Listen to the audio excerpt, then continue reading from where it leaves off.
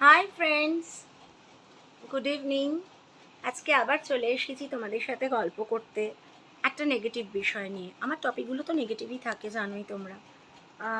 আমার ভালো লাগে নেগেটিভ বিষয়ে কথা বলতে। যাই হোক, আজকের টপিকটা কিন্তু বেশ মশলাদার টপিক নিয়ে এসেছি, যেটা সবাই মশলাদারই ভাবে, কলঙ্ক দেয়, কলুষিত করে। ঠিক ধরেছ, পরকীয়া।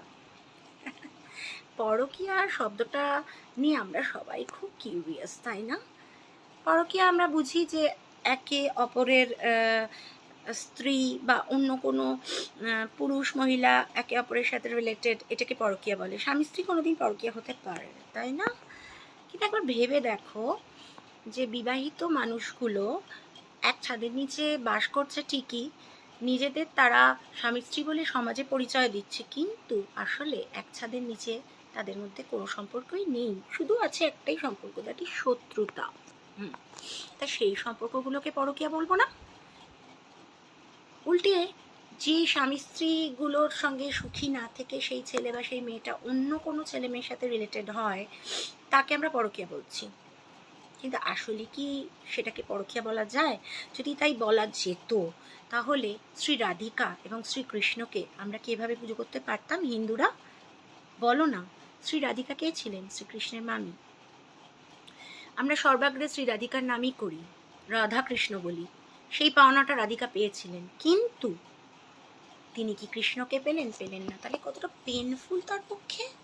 এটা ভগবানের বিষয় বলে আমরা তাদের পুজো করছি। যেই মানুষ হবে তখনই তাকে নিয়ে আমরা সমালোচনা করব। কেন? সে তো স্বামী স্ত্রী নিজেদের মধ্যে কেউ সুখী নয় বলেই আরেকজনের সাথে রিলেটেড হচ্ছে, এবং সেখানে দেখা যাচ্ছে সম্পর্কটা এক আত্মা এক প্রাণে, 24 ঘন্টা তারা কথা বলছে, কেউ কাউকে ছাড়া থাকতে পারছে না। অবশ্য আরও একটা মাইনাস পয়েন্ট এখানে আছে। এমন হচ্ছে, ধরো যে পক্ষ এই ব্যাপারটাতে দুর্বল, যার কাছে সমাজের ভয় আছে, বন্ধনের ভয় আছে, সে আরেকজনকে ফেলে দিয়ে কিন্তু মাঝপথে চলেও যায়। এরম নজিরও আছে। এসবগুলো কিন্তু অত্যন্ত পাপ, খুন সম পাপ। ভগবান কিন্তু এদেরকে ছাড়েন না, কারণ আরেকজনের মনকে সে দগ্ধ করে দিল। কি না তার পরিবার আছে, এটা ঠিক না। যাই হোক, এ সম্পর্কে বেশ অনেকগুলি গান আছে, আমি কিছু কিছু গাইবো একটু একটু করে। তোমরা দেখো, শুধু গলায় গাইছি, মিউজিক ছাড়া। ভুল ত্রুটি হলে ক্ষমা করো। গাইছি, হ্যাঁ, প্রথমে একটি নজরুল গীতি গাইছি। গলাটা ভালো নেই, তাও গাইছি। সুরেও বাণী মালা দিয়ে তুমি আমারে ছুঁইয়া ছিলে,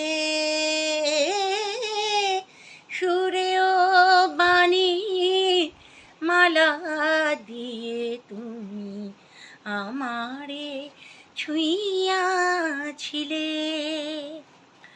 অনুরাগ কুমকুম দিলে দেহে মনে, বুকে প্রেম কেন নাহি দিলে,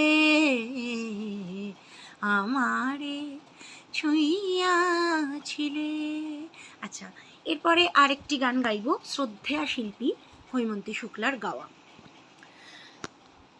আমার বলার কিছু ছিল না, না গো, আমার বলার কিছু ছিল না, চেয়ে চেয়ে দেখলাম তুমি চলে গেলে, তুমি চলে গেলে, চেয়ে চেয়ে দেখলাম আমার বলার কিছু ছিল না, না গো, আমার বলার কিছু ছিল না।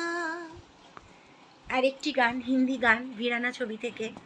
যে পক্ষ যন্ত্রণা পাচ্ছে তার প্রেমিক বা প্রেমিকার জন্য, তার গান, দূর থেকে সেই গানটি গাইছে। সাথী মেরে সাথী, उस दुनिया से इस दुनिया तक तुझको ढूंढती आई, साथी रे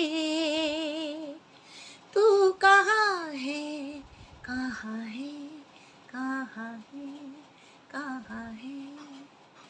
আরেকটি বাংলা গান, শ্রদ্ধেয় শিল্পী আশা ভোঁসলেজির গাওয়া, এবং কিশোর কুমার সাহেবও গিয়েছিলেন। সেটি আমার স্পর্শের গান, আমার হৃদয়ের গান। কখনো কোনো মানুষ হয়তো